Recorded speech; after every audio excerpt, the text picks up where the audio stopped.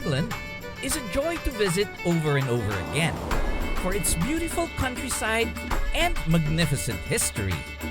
If there's one word to describe the British and their hobbies, they are very passionate. And that's putting it mildly, as some would argue that it borders on eccentricity. Eccentric or not, their deep appreciation for culture and tradition has led to some of the world's best collections of classic automobiles and aircraft. For all gearheads out there, this is one adventure you don't want to miss.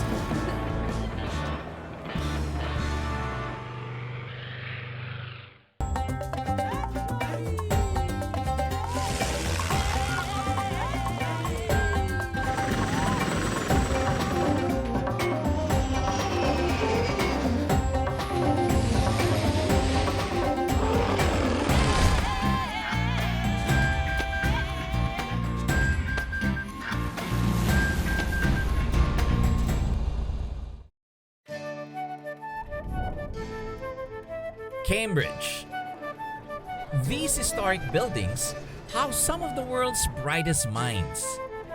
And I already feel smarter just by walking around. A place like this can only be the beginning of another great adventure. I started with a very British activity of punting along the River Cam, which cuts across the university town. Cambridge University is one of the oldest in the world, and its alumni have made groundbreaking discoveries and inventions, including the jet engine. A punt refers to this flat-bottomed boat with a square front propelled by a long pole. It's not to be confused with a gondola that is structurally different and uses an oar to move through the water. Drag it through the water like a rudder on a boat. Okay. Yeah? Okay. Do you have a life vest? So he's teaching me how to do this, and it's deeper than I thought. It's a good way of spending the afternoon, just going around the area. The reason I based myself in Cambridge was for three things: a car, a watch, and an aircraft. The car may not be British, but the Q7 is such a well-mannered car, it can pass off as one. Well, it's typical British weather here, but it's still fun to drive on the countryside, especially with this Quattro. Wheels are clinging on to the roads. Quiet and elegant inside, with socially acceptable drinking habits at 20 miles per gallon, its hefty exterior carried enough pomp as we drove through the English countryside.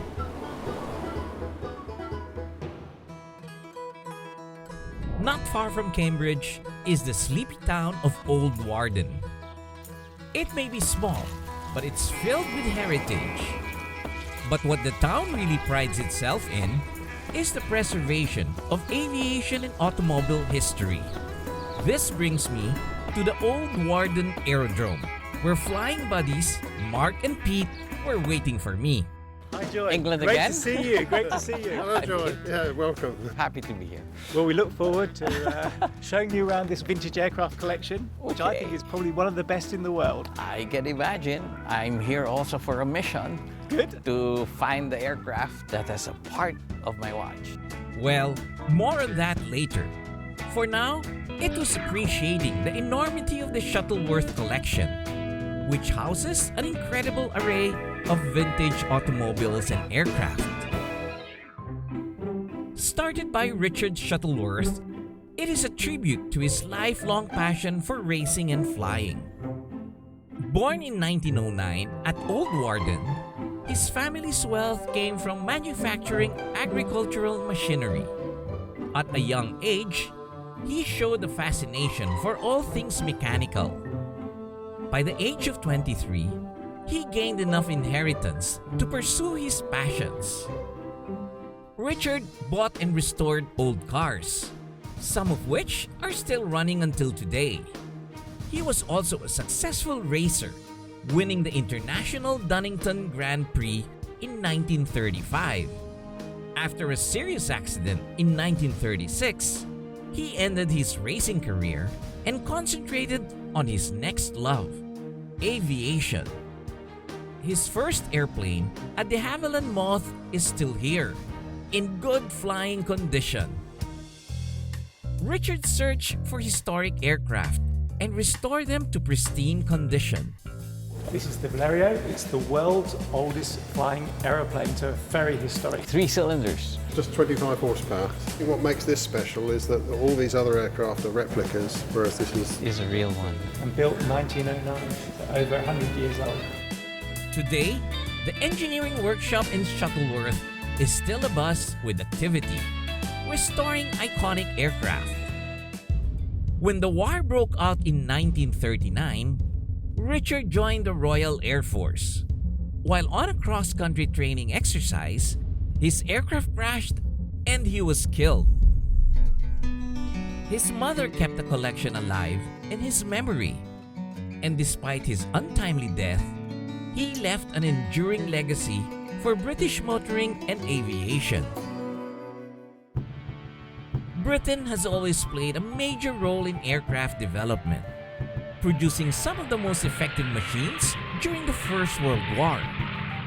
During the Second World War, British airplanes again played major roles in the conclusion of the conflict. This one is an impressive airplane, huh? A Westland Lysander, which was used during World War II, predominantly on special operations, but to insert spies and troops into France and Belgium.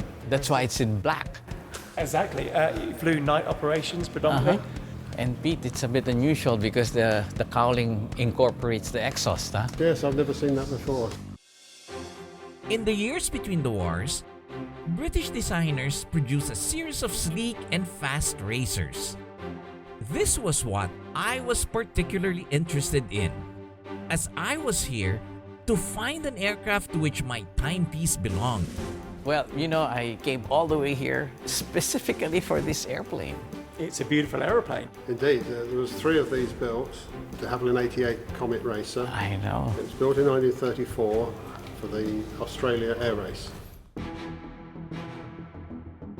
Dubbed as the world's greatest air race, the McRobertson Trophy was to be a test of endurance, technology, and determination. 20 aircraft from 6 countries were to fly from Mildenhall, England to Melbourne, Australia in an 11,300-mile race that normally took 2 months to complete. The pilots hoped to do it over a weekend.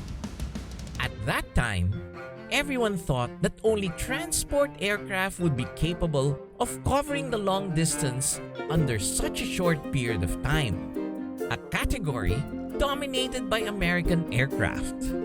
Challenged, British aircraft manufacturer Geoffrey de Havilland designed an airplane that can win the race.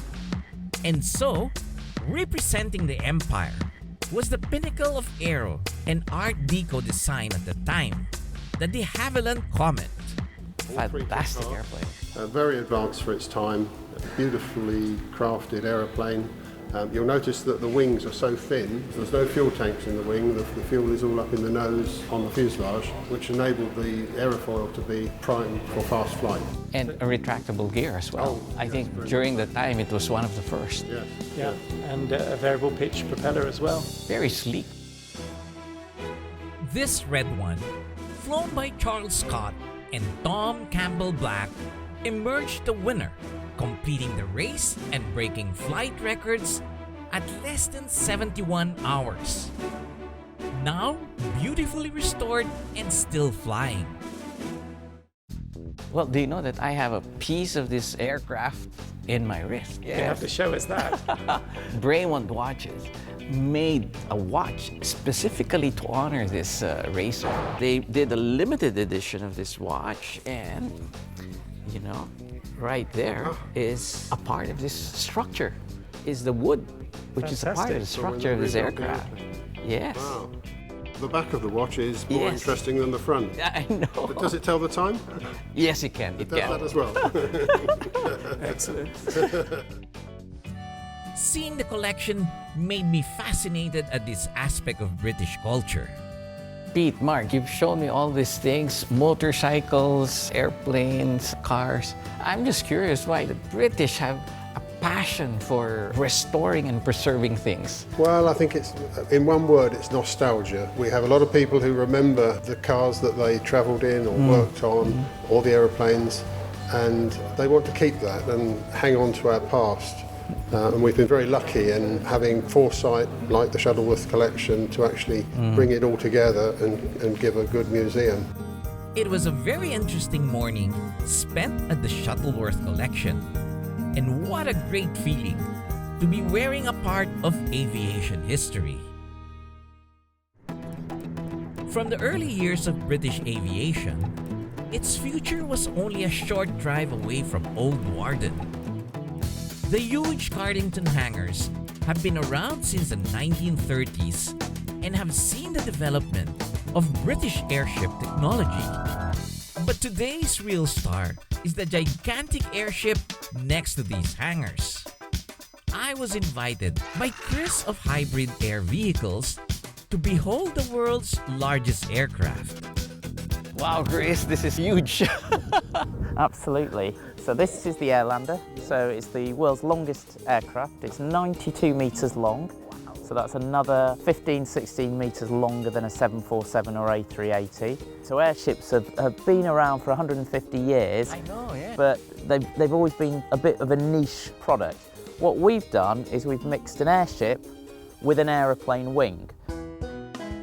The hybrid aircraft combines the best of fixed-wing and rotary aircraft with a lighter-than-air technology to create a new breed of hyper-efficient aircraft.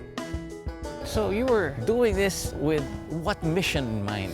So what this does, it does two things very well. It can stay in the air for a long time carrying a lot of payload. So that means it can do Coast Guard duties, search and rescue, surveillance, even things like filming, but it can just go off. This could stay in the air for up to 21 days non-stop on a single tank of fuel. How many toilets do you have? Yeah. We only fitted a toilet in quite recently for the pilots. But the other thing it does is carry cargo very efficiently. This can land and take off on pretty much any surface. So it's got more flexibility than any other aircraft. With its efficiency and capabilities, the possibilities are endless for this new type of aircraft. Whether it be for research, disaster response, or sightseeing, aviation history is being written right here.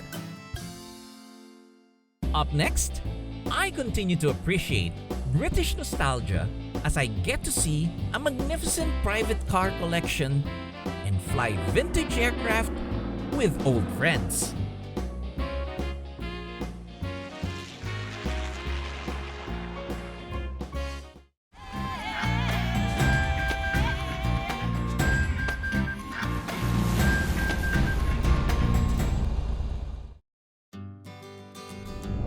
After a lovely time in Cambridge, it was time to drive down south to the British countryside. Each September, roads are filled with vintage cars of all shapes and sizes, getting ready for England's most celebrated classic motoring event, the Goodwood Revival. This is where I'm headed for in 2 days. But I was surprised to see my friends all decked and ready for it this soon. I met old ballooning buddies Nick, Tony, and the whole gang at a pit stop in Farnham. Today we were all going to see a private collection of vintage cars. We drove through the rolling pastures of Surrey, which gave no indication of the treasures hidden inside. This was the private collection of Robert and Tanya Lewis, purveyors of limited edition classic cars and memorabilia. Accumulated over a decade, the different garages housed over 50 classics, all in good working condition. A bright orange Miura welcomed us, along with more Lamborghinis, Ferraris, and other rare finds. Robert was also proud of the restoration work on this Mercedes-Benz Gullwing, with its distinctive doors and a lot of racing history. And every part has to be 100% original what it was when it was put on. The next hall was an incredible array of Lagondas, racers, and tourers from the 1930s and onwards. Little Austin 7. Here you've got a Jack Morgan Jack 3-wheeler, original, absolutely perfect. We don't change anything here, we keep it absolutely original. He also has the biggest collection of petrol pumps and automobile signs, adding to the wonderful atmosphere of motoring nostalgia. This is a V12 Lagonda Le Mans, 1939, 6-litre, 300 brake horsepower, and this is one of our main race cars. It was interesting to note that Robert is not only a collector, but a race car driver too, as well as his wife and sons. And my wife is a top racing driver. She races very competitively. She won the Algarve Classic. She's really good. But out of all the rare and expensive cars, there was one that caught my eye. I believe this Triumph TR3 was one of your first cars. Yes, Was it not? so it's a sentimental value for me. I enjoy looking at it. I wish I kept mine and restored it this way. It's just that mine was red. I like the British racing green. That's a beautiful car, fully restored. And the way they did it is just fantastic. Huh? The detail. And they're all working cars, they're all fully restored. No, it's a stunning collection. The only thing more remarkable than the entire collection was Robert and his family's passion and enthusiasm for everything that they have collected. From classic cars, we drove down the hills of Surrey to the airfield of West Meon, where classic aircraft awaited us. I was happy to see Steve Farrant again, who has visited me in the Philippines.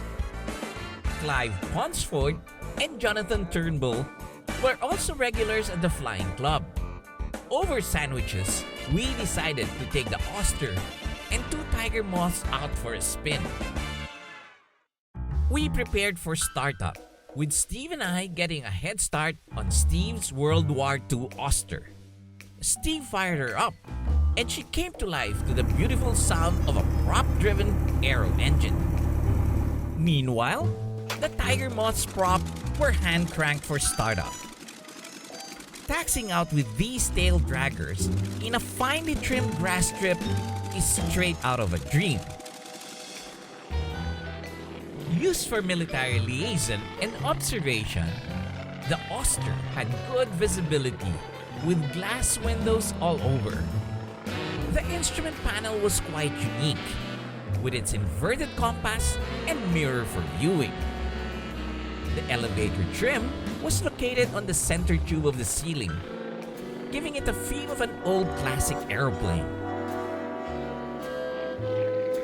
Before long, I catch sight of Jonathan's Tiger Moth on my right and Clive on my left.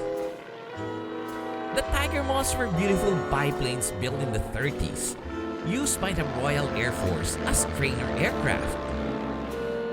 We were in perfect V formation, flying over the beautiful English countryside. I could tell these guys have been having fun doing this often. Their movements and distances well coordinated. What a great feeling to be reliving the glory days of these British aeroplanes. Of course, I didn't pass up the chance to fly on the Tiger Moth as well.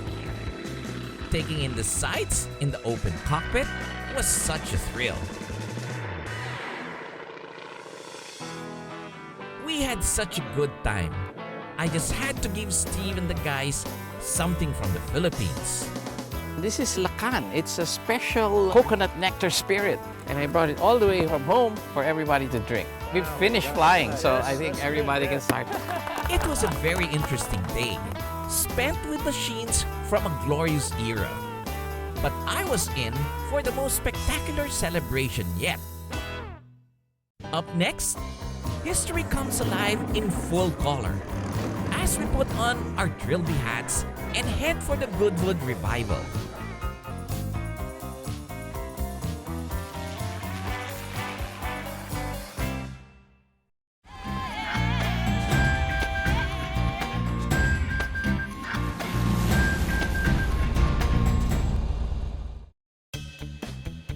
Continuing to investigate the British penchant for collecting things of the past, I drove to Chichester, where I was in for an incredibly unique experience.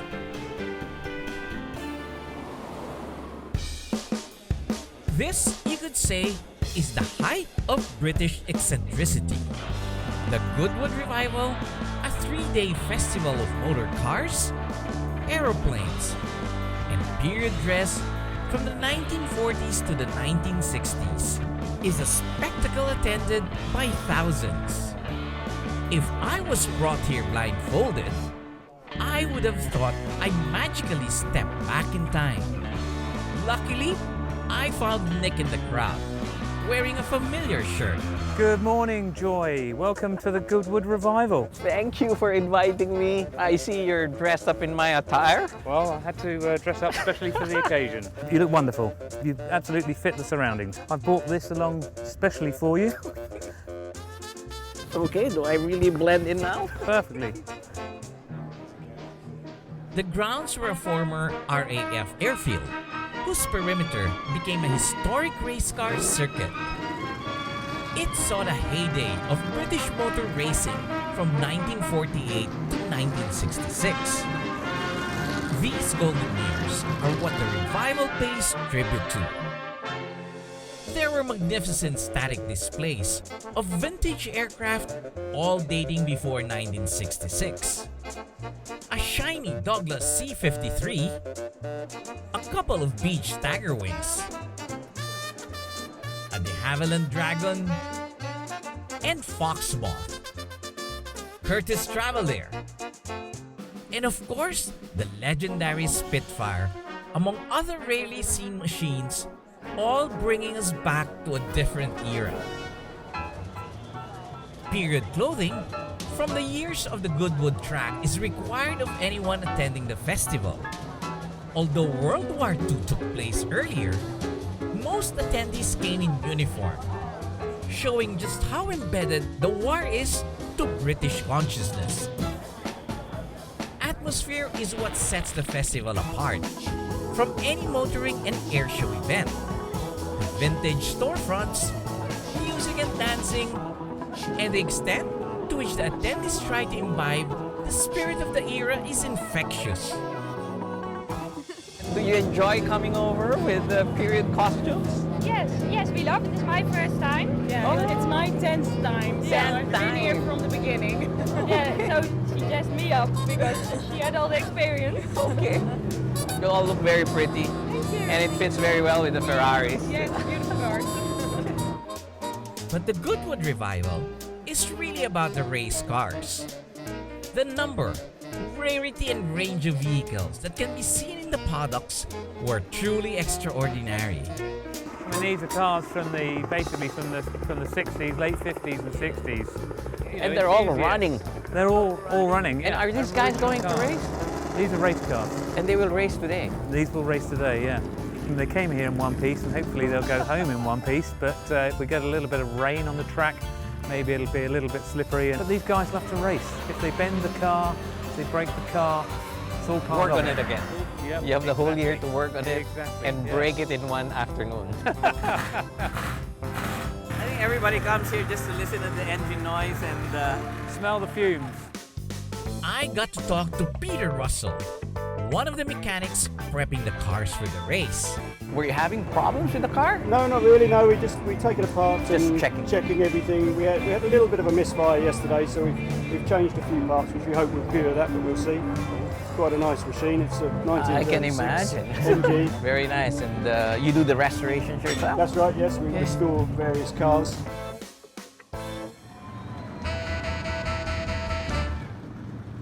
Incredibly restored for competition, these cars really prove that the best way to preserve something is to use it.